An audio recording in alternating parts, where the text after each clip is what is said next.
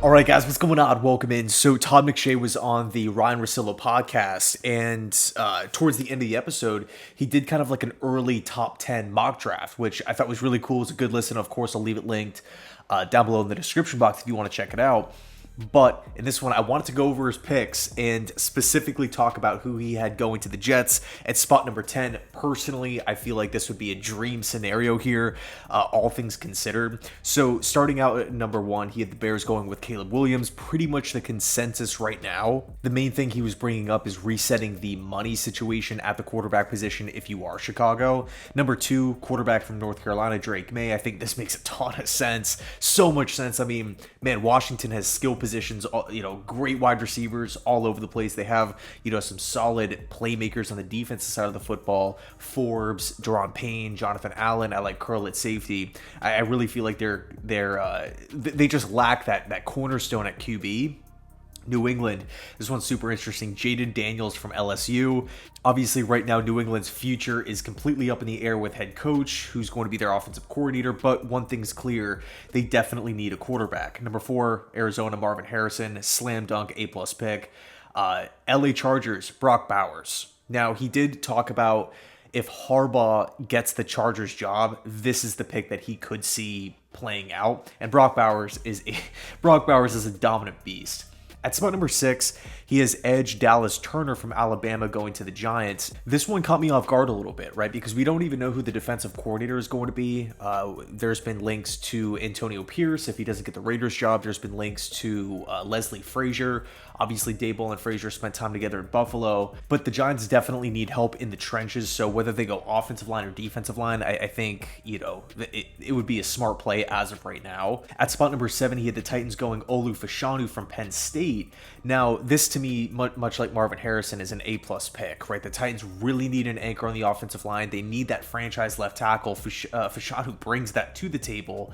High floor, high ceiling type of guy. I'm a big fan of this pick. Really hoping he's a Jet, though. Moving on, Atlanta Falcons, Malik Nabers. Interesting here, right? Drake London, Kyle Pitts, Bijan Robinson. You kind of have the trifecta of skill position players, but we don't know what Atlanta's direction is going to be at head coach. So, that's still kind of up in the air. And then wide receiver from Washington, Odunze, going to Chicago at spot number 9.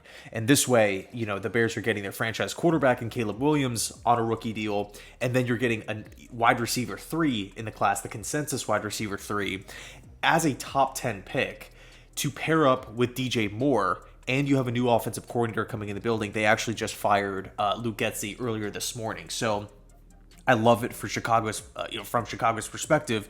But here we go, spot number 10, the New York Jets, Joe Alt, tackle from Notre Dame.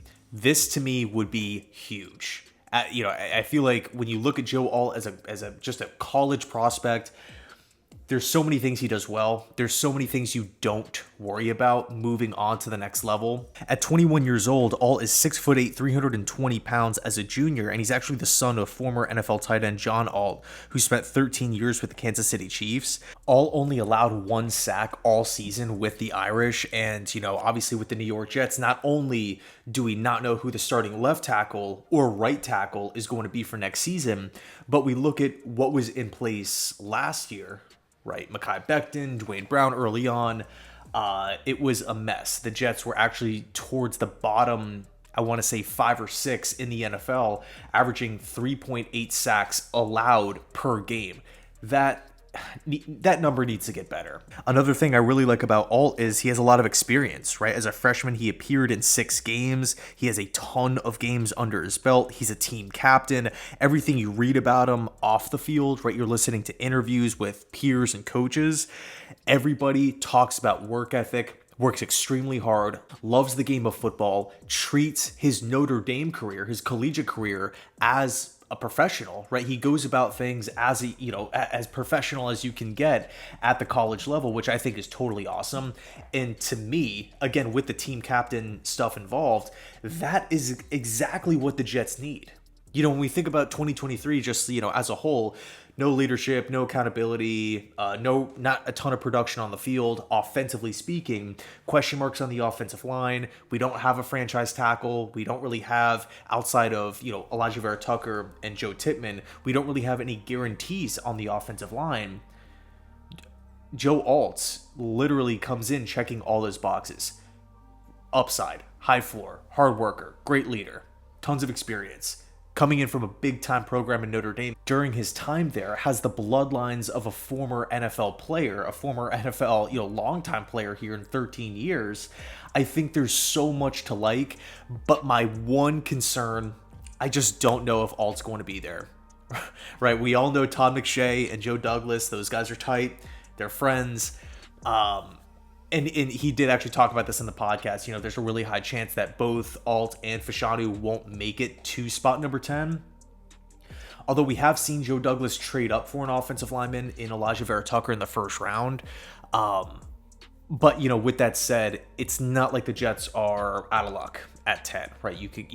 J.C. Latham, right tackle from Alabama. Fulaga, right tackle from Oregon State. I think both of those guys would be great picks as well for this Jets offensive line if both of the two top guys are off the board. But at the end of the day, if the draft plays out like this, I will be absolutely thrilled. I would absolutely love it. And, man, it just the thought of really investing in the offensive line gets me fired up, right? You're looking at a team like the Detroit Lions, or I mean, there's so many teams out there with above average offensive lines, and it just makes everything easier. It makes the quarterbacks' lives easier. It makes the wide receivers' lives easier. They have more time to get open. It makes the running backs' lives easier, obviously.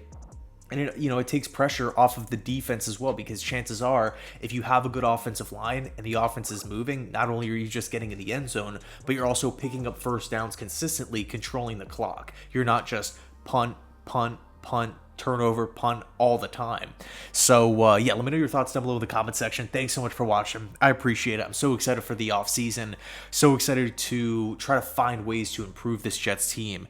This is like the stuff that I live for right here. I love the rebuilding process. Anyway, thanks so much, and as always, go Jets.